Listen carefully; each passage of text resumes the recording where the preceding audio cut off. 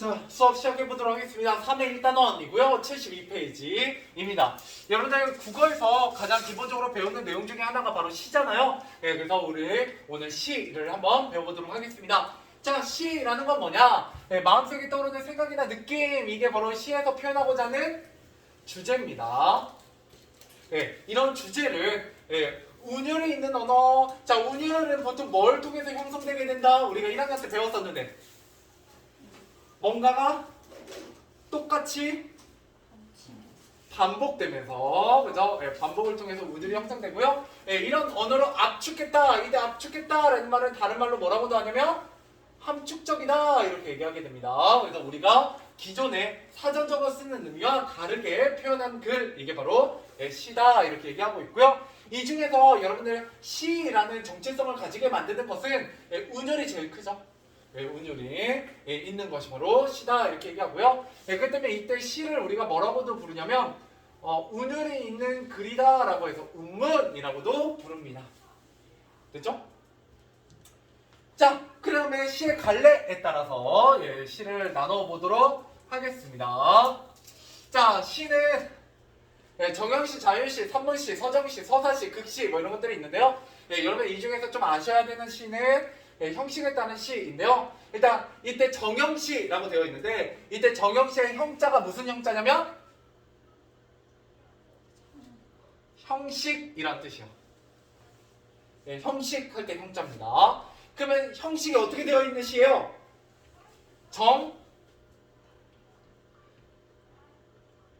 정해진 시다, 이렇게 보시면 돼요. 형식이 정해진 식, 이게 바로 정형시다, 이렇게 보시면 되겠고요. 보통 그래서 일정한 형식과 규칙이 정해져 있어요. 물론 우리는 중학교 때 잘 배우지는 않습니다. 그냥 이런 게 있구나 라고 알고 계시면 되겠고요. 우리가 앞으로 배울 시는 정형시다, 아니다? 아니다, 이렇게 생각하시면 돼요. 그냥 정형시다 라는 설명이 나오면 무조건 틀리다 라고 생각하시면 됩니다.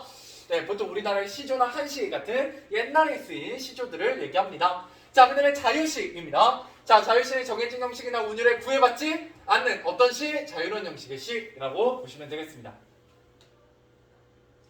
자, 마지막 산문시입니다. 이때 산문이라는 뜻은 뭐가 되냐면 운문하고 반대돼요. 제가 운문이 뭐라고 했어요? 뭐가 있는 글?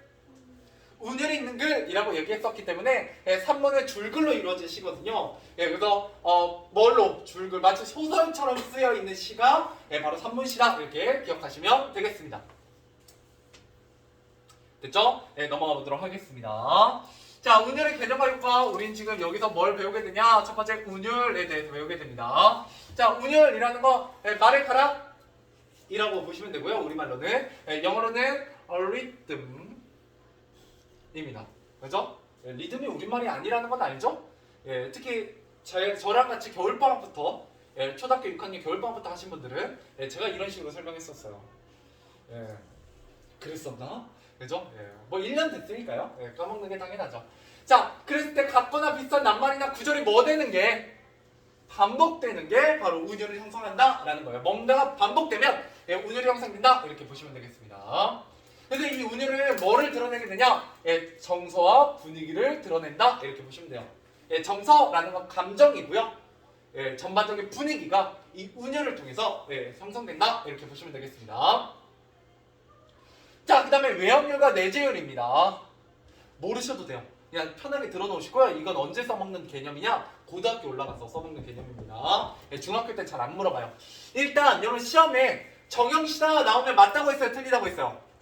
무조건 틀리다고 생각하시면 되고요. 두 번째, 외형률이다 이렇게 얘기하면 맞다, 틀리다. 50%의 확률. 틀립니다. 외형률도 무조건 틀린다고 생각하시면 돼요. 알겠죠? 내지율이 맞다, 이렇게 생각하시면 됩니다. 우리가 배우는 시는. 알겠죠? 자, 외형률은 뭐냐? 자, 율자가 무슨 율자? 그렇죠. 우리가 배운 거 운율밖에 없죠? 자, 운율을 형성하는 게 어디에 있다? 바깥 외자. 그죠? 밖에 있다, 이렇게 보시면 돼요. 그죠? 한자 쓰실 필요는 없고요. 바깥이라는 의미입니다. 여러분 바깥이라고 쓰세요. 한자를 모르니까요. 한자리요? 네, 이게 한자예요. 바깥 외자입니다. 그 한자 안 쓰셔도 돼요. 바깥이라고 한글로 쓰세요. 왜냐면 한자 써놓고 한자인 거 까먹으면 뭔 소용이에요. 그죠? 예, 뭐라고 썼는지 알아야 되잖아요. 예, 저는 아니까요. 예, 저는 바깥으로 쓰기 귀찮으니까 한자를 썼고요. 자, 율 역시 운율이고요. 뭐가? 운율을 형성하는 재료가 이렇게 알아들으시면 돼요. 재료가 어디에 있다? 예, 안에 있다. 그죠? 예. 여러분 안이라고 쓰시면 돼요. 알겠죠? 예. 안내자입니다. 자, 넘어가 보도록 할게요. 예, 그래서 우리가 배우는 대부분의 현대 시들은 다 내재율입니다. 예. 그리고 원래 이렇게 한자 좀 써줘야 좀 국어 수행이 같잖아요. 그죠? 왜요? 앞머리가 마음에 안 들어요? 예. 잘라달라고 해. 예. 그러면 친구가 잘라주면 이렇게 되잖아. 일자 이렇게 완전 일자 돼가지고 그죠? 예. 예, 첫피뱅이 되죠. 자, 아무튼 예. 왜요? 그 앞머리를 기르고 있어요? 없애려고? 예. 자, 넘어가도록 하죠. 그죠? 그래서 남자들이 잘 못 이해하는 것 중에 하나예요. 여학생분들 혹은 여자분들이 앞머리를 생기게 하려면 앞머리를 잘라야 되고요. 앞머리를 없애려면 앞머리를 길러야 돼요. 예, 그래서 남자들은 앞머리를 생기게 하려면 앞머리를 자르거든요. 예, 그 반대예요. 좀 생각하는 게. 그래가지고 이해를 잘 못해요. 예. 예, 근데 지금이 원래 길이가 애매하면 예, 자꾸 내 눈을 찌르죠. 그죠? 예, 아예 넘기면 좋은데 예, 아무튼 그렇게 됩니다. 예, 예, 많이 힘드시면 예, 나중에 그 검은색 실핀 있잖아요. 그 조그만 거 예, 그걸로 이 안쪽으로 해서 이렇게 띄워서 예, 넘겨 놓으시는 게 나을 수도 있어요. 예. 자, 아니면 예, 그냥 귀찮으면 말아놓던가 아니면 그거 붙이는 애들도 많던데 이거 예, 그죠? 예, 붙이려고 했어요? 예, 그죠? 자, 아무튼 예, 넘어가 보도록 하죠. 예. 자, 반어의 개념과 효과입니다. 자, 반어. 자, 반어라는 건 여러분들 여기에서 가장 중요한 개념입니다. 네, 별 4개 정도? 네. 왜냐하면 뒤에서 하나 별 5개짜리가 좀 나올 거기 때문에 바로 뭐? 역설 별 5개짜리. 자, 여러분들 이 시에서는 두 편이 나오게 됩니다. 한 시는 뭐에 대해서 가르칠 거냐면 반어법에 대해서 가르칠 거고요. 한 시는 뭐에 대해서 가르칠 거냐면 역설법에 대해서 가르칠 겁니다. 그렇기 때문에 A라는 시가 나오면 무조건 반어법 물어보는 문제가 한 문제 나온다 이렇게 생각하시면 되겠고요. 만약에 B라는 시가 나오면 무조건 역설법을 가르치는 문제가 한 문제 나온다 라고 아시면 돼요. 알겠죠? 예, 중학교는 뭐 크게 막 복잡하게 나오지 않기 때문에 뭐가 나오는지만 정확하게 아시면 문제를 푸는 데는 큰 이상은 없어요. 자, 일단 반어법은 이런 겁니다. 원래의 뜻과 반대로 표현하는 것이에요. 반대로 표현하는 거. 이거 많이 씁니다. 예. 뭐 이런 거 있잖아요. 예, 뭐 지각한 학생인데 어이 정말 빨리 오시네요. 그죠? 예, 조금만 더 빨리 오시면 학원에 아무도 없겠어요. 뭐 이런 얘기 하는 거. 그죠? 예, 내가 원래 표현하고자 하는 것과 어떻게 표현하는 거요? 반대로 표현하는 거죠. 그죠? 못나니 하면 진짜 못난 거니까 이런 건 반어법이 아니고요. 그죠? 예, 아무튼 내가 원래 표현하고자 하는 것과 반대로 표현하는 거예요. 자, 그러면 어떻게 된다? 그냥 원래대로 표현하는 것보다 훨씬 강한 인상을 주게 되고요. 예, 오히려 강조하게 돼요. 의미를. 그죠? 내가 그냥 말하는 것보다 훨씬 강조됩니다. 예, 그 다음에 보통 근데 우리가 반어법 언제 좀 많이 쓰냐면 비꼬거나 비판할 때 좀 많이 쓰죠. 그죠? 잘한다. 토해봐 뭐 이런 거 하잖아요.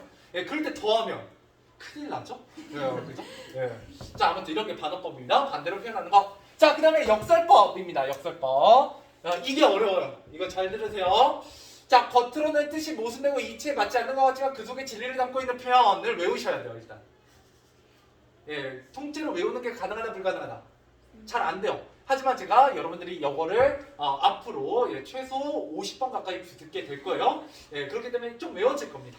자, 그럴 때 어떻게 외우냐? 키워드는 2개입니다. 모순되는 걸 통해서 진리를 표현한다.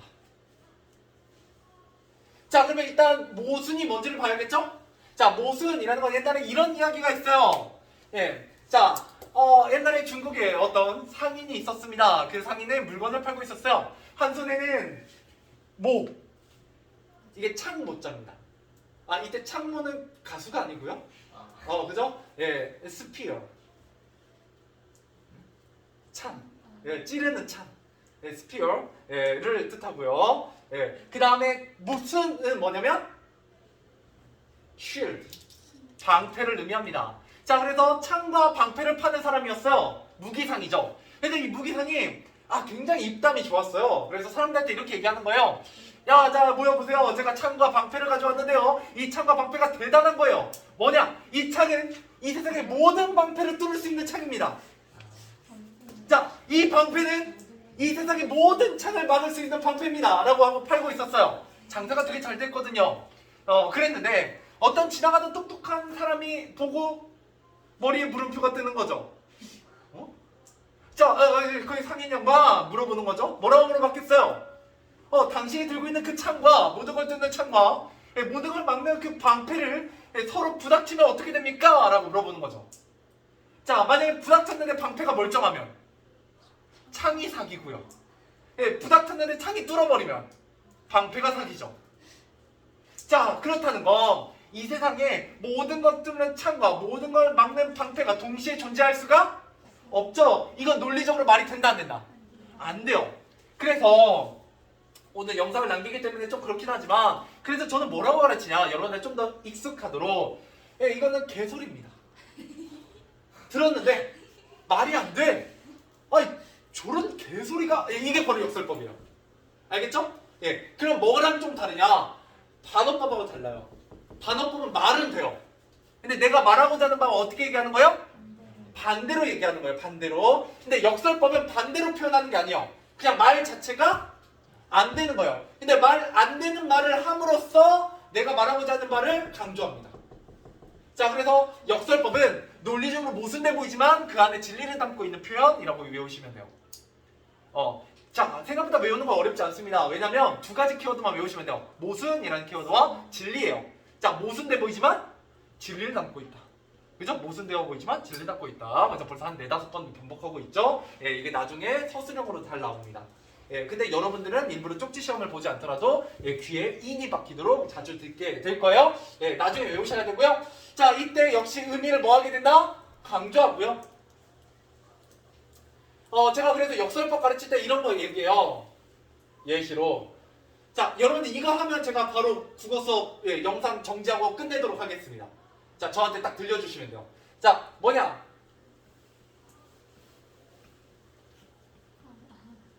자, 저한테 이걸 들려주시면 지금 정말 뻥 안 치고 수업 20분 남았거든요?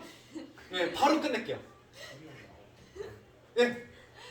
자, 아우성이 뭐예요? 소리 지르는 거예요. 라우러. 그죠? 와! 하고 지르야죠. 자, 그걸 소리 없이 지르시면 돼요. 안 들리는데요? 들려야 되는데? 아우성이니까 소리를 질러야죠. 근데 소리 없이 지르시면 돼요. 바보밖에 안 되죠. 그죠? 아무튼 그래서 매년 도전을 하시는데 안타깝게도 수업이 정지된 적이 없다. 뭐 이런 얘기입니다. 알겠죠? 자, 그래서 여러분 이거 보세요. 반대로 표현하는 거예요? 아니죠. 말이 안 되잖아요. 막 와서 친구가 막 와가지고 막 얘기하는 거예요. 야, 나 소리 없는 아우성이 가능해. 그럼 여러분 뭐라고 생각하겠어? 뭐래 겹치니? 그죠? 그죠? 이렇게 생각하겠죠. 그렇기 때문에 이런 게 바로 역설법이야. 이거 정말 유명한 구절입니다. 시험에 잘 나오는 구절이고요. 그래서 소리 없는 아우성 또 뭐 이런 것들 있어요. 뭐 굳이 쓰실 필요는 없고 뭐 소리 없는 아우성 정도 쓰시면 좋긴 해요. 아니면 이런 것들도 있습니다. 님은 같지만 나는 님을 보내지 아니하였습니다. 네, 이것도 정말 유명한 시의 구절이거든요.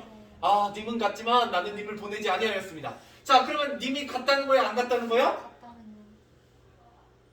안 보냈는데요? 갔다는 거 아니에요? 안 갔어요? 갔는데요? 마음속으로는 그죠? 말이 된다 안 된다? 안 돼요. 가면 간 거고 안 보낸 거면 안 보낸 건데 안 보냈는데 갔으니까 간 게 아닌 거죠. 그죠? 제가 이렇게 설명해드린 이유는 여러분 머릿속에 어떻게 된다? 꼬여요. 왜? 말이 안 되거든요. 뭐 이런 것들이 역설법입니다. 하나만 더 볼게요. 하나만.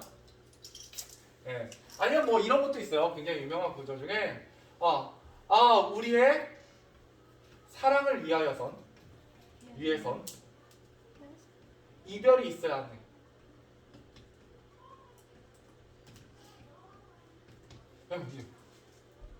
널 사랑하니까 보내줄게.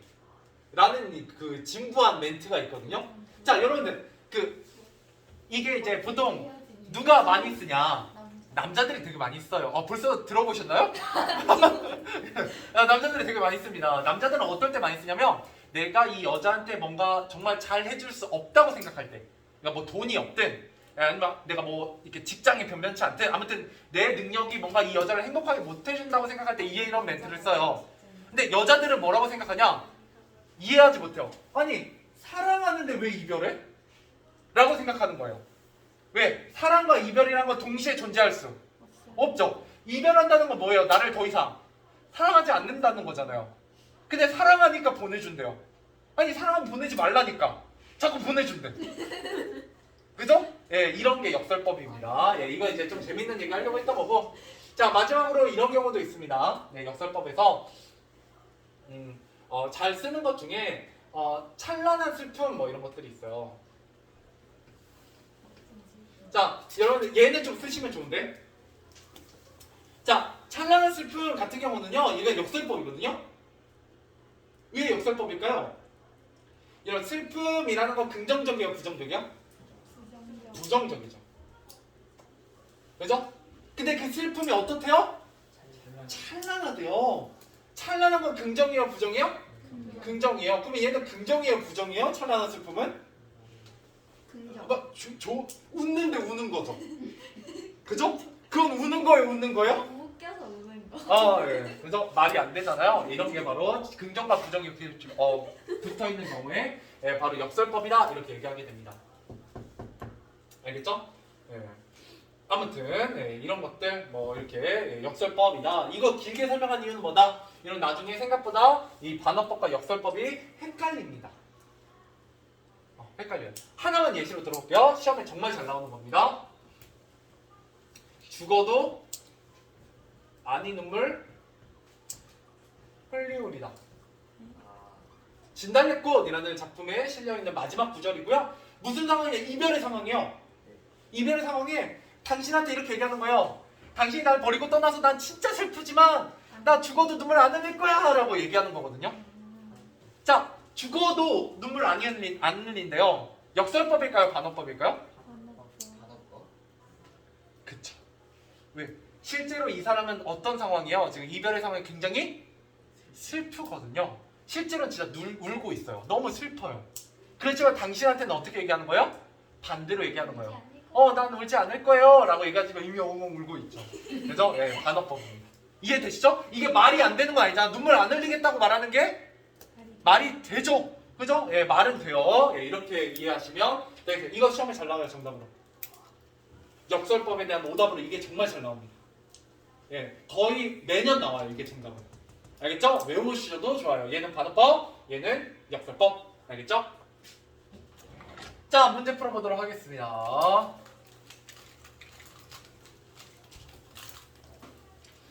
자, 가보도록 하죠. 1번. 자, 이 시에 대한 설명이 맞으면 O, 틀리면 X 표하시오. 자, 시에 관련된 형식과 내용에 따라 구분할 수 있다. 자, 여기 보시면 시는 형식에 따라, 내용에 따라 구분할 수 있다, 없다? 있다라는 겁니다. 됐죠? 자, 그 다음에 두 번째. 운율은 시의 호흡을 부드럽게 하고 정서와 분위기를 드러낸다. 운율은 정서와 분위기를 드러내죠. 그죠? 그리고 반복을 통해서 어떤 리듬감이 생기면 호흡이 부드러워져요. 자, 세 번째. 모든 시에는 일정한 규칙이 운율이 반복된다. 뭐가 틀렸어요? 모든이 틀렸죠. 일정한 규칙의 운율이 반복되는 건? 외형률이야. 좋습니다. 외형률까지 모르셔도 돼요. 알겠죠?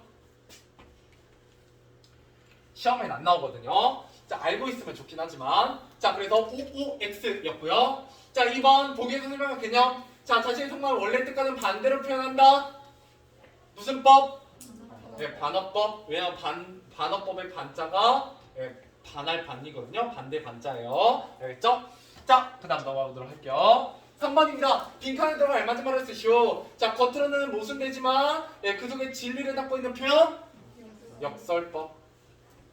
실제 시험에서는 역설법에 밑을 쳐놓고 이거에 대한 정의를 써라 라고 서술형으로 나옵니다. 그러면 역설법이란 겉으로는 모순되어 보이지만 그 안에 진리를 담고 있는 표현이다 라고 서술하시면 돼요. 그죠? 벌써 7번째 얘기하고 있고요. 자, 넘어가 보도록 할게요. 먼웨이입니다. 자, 여러분 먼웨이에서는 여러분들이 공부하셔야 되는 내용은 바로 뭐다? 반어법입니다. 반어법 알겠죠?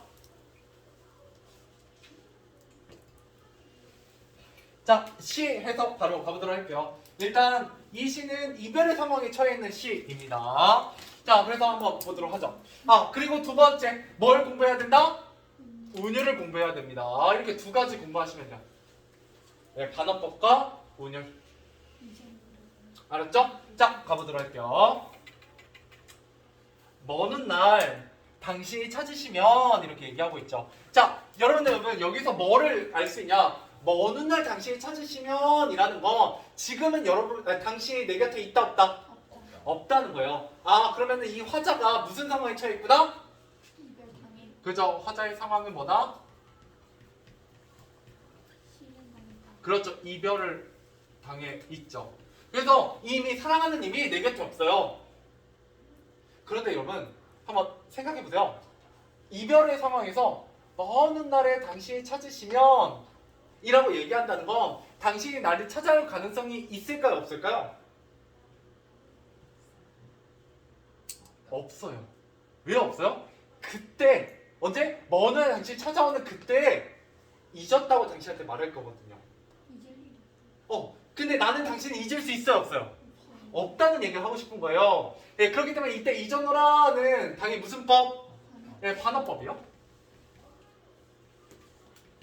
당신을 결코 잊을 수 없다 라는 뜻이죠.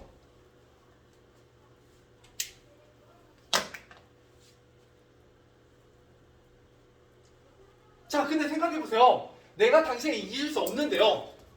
잊을 수 없는데 뭐라고 얘기하는 거예요? 나는 그냥 당신을 잊을 수 없어요 라고 얘기하면 너무 평범하니까 먼 훗날 당신이 찾아오시면 그때 잊어놓으라 라고 얘기할 거예요. 그러면 그 전까지는 나는 당신을 잊을 수 없어요. 근데 당신이 날 찾아올 가능성이 거의 없으니까 난 영원히 당신을 못 잊어요 라고 얘기하고 있는 거예요. 이해되죠? 이렇게 얘기하는 거예요. 자, 그러면 여기서 먼 날 당신 찾으시면 여기 명언했다 한번 동그라미 쳐보시고요. 가정법입니다. 아직 중학교 2학년 올라가시면서는 이 구절을 안 배우죠? 가정법이에요. 가정법. 미래에 그런 일이 일어난다면, 그죠? 찾으신다면, 그 조건이 만족한다면, 그때 내 말이 잊어놓으라 라고 얘기한다는 거죠.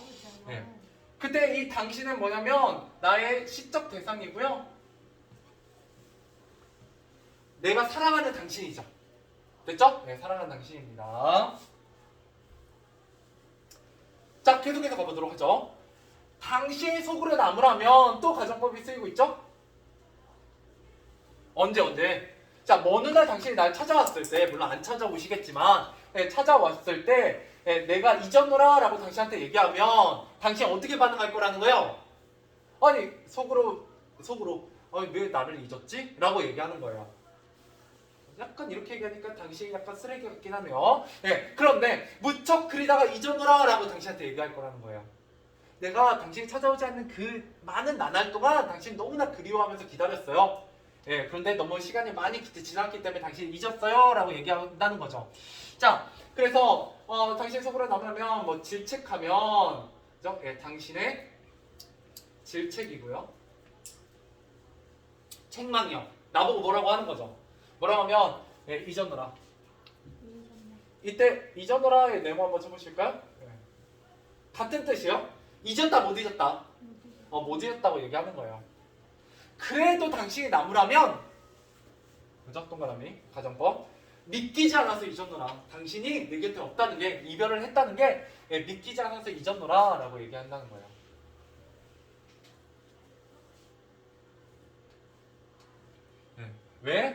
이때 믿기지 않다는 건 뭐가 믿기지 않는 거냐면 당신이 돌아올 것이라는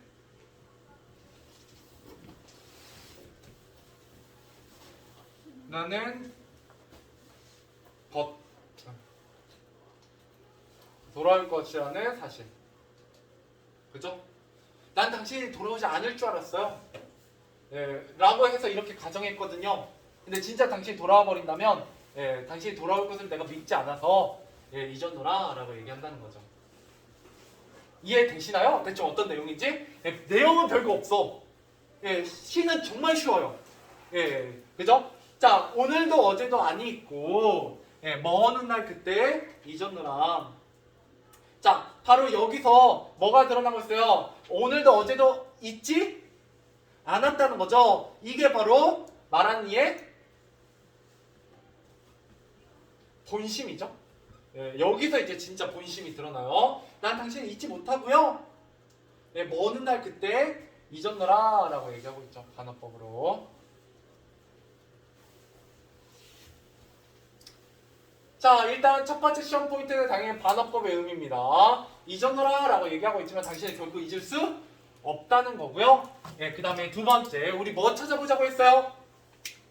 운을 형성하는 요소를 찾아보자고 했거든요. 그죠? 그렇기 때문에 한번 찾아보도록 하죠. 어떻게 되고 있냐. 자, 여러분 이거 읽을 때요. 먼 훗날 당신이 찾으시면 그때 내 말이 잊었노라 라고 얘기한다고 했어요. 자, 여러분 한 줄에 몇 마디로 읽게 된다 이 시는? 세 마디로 읽게 돼요. 이 세 마디가 바로 뭐냐면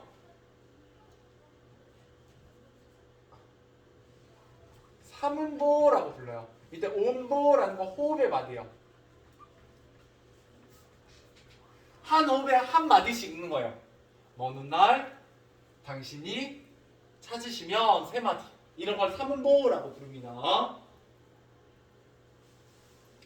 자, 그 다음에 또 뭐가 반복되냐? 같은 문장이 반복돼요. 같은 문장 뭐가 반복되고 있어요? 뭐뭐 하면 뭐뭐 잊었노라 라는 문장이 반복되고 있죠. 점점 연해지네. 여러분 펜 색깔은 별로 상관이 없어요. 자, 그 다음에 또 뭐가 반복되냐? 같은 시어가 반복돼요.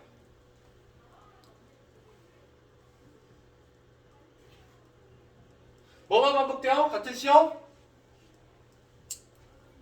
당신 혹은 잊었노라 이런 단어들이 반복됩니다.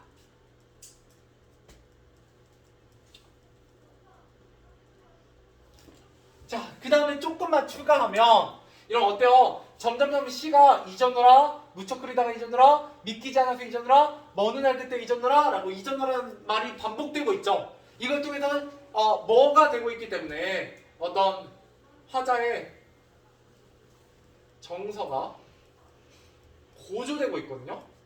점점점 화자의 정서가 심해져요. 당신에 대한 그리움이. 그렇기 때문에 이런 걸 뭐라고 부르냐? 점층법이라고 부릅니다. 점점점점 심해진다.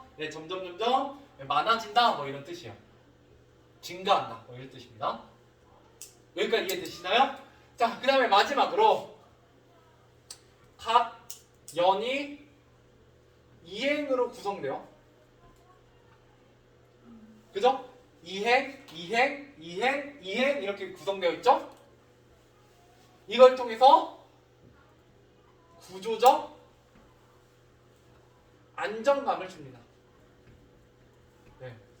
똑같은 게 반복되면 우리는 익숙하기 때문에 안정감을 느껴요. 됐나요? 여기까지. 이 시는 쉬운 시예요. 그리고 뭐가 중요해요? 가정법하고 반어법이 중요하고요. 그 다음에 운율 형성 방법이 중요합니다. 알겠죠? 이 정도 정리해보면 되고요. 밑으로 내려가서 빈칸 채워보도록 하겠습니다. 쓰실 분은 계속 쓰시고. 자, 채워보도록 하죠. 같은 뭐가 반복되고 있다? 먼 훗날 당신이 찾으시면 이렇게 마디에 따라 읽는 걸 우리가 뭐라고 부르기로 했다? 음보라고 부르기로 했어요. 여러분들 아직 익숙하지 않은 말이기 때문에 좀 많이 들어놓으시면 좋습니다. 자, 그 다음에 같은 문장 구조나 잊어놓으라 라는 뭐가 반복되고 있다? 시어가 반복되고 있습니다. 됐죠? 이제 이건 지워도 되죠? 자, 그 다음에 여러분들 좀 챙겨야 되는 게 가정형이 쓰이고 있다. 가정법이. 네. 그래서 이런 운율을 통해서 운율을 특정 시어를 이전노라를 반복하면서 무슨 분위기? 애상적 분위기. 그죠? 사랑하는 일을 그리워하는 분위기. 이때 애자가 사랑 애자고요. 상이 그리울 상이에요. 자, 그 다음에 잊어노라의 의미. 자, 표면적 의미로는 당신을 잊었다라고 얘기하고 있지만 실제 의미는 뭐다? 서로 반대되는 당신을 결코 잊을 수 없다라는 의미를 얘기하고 있는 단어법입니다. 그죠? 그래서 당신을 잊을 수 없다는 뜻을 어떻게 표현하고 있다? 반대로 표현하고 있다라는 거예요. 그죠? 네, 반대로 표현하고 있다. 자, 여기까지가 잊어놓으라 먼 후일에 대한 설명이었고요. 여러분 73페이지 1, 2, 3번 한번 풀어보세요. 1, 2, 3번.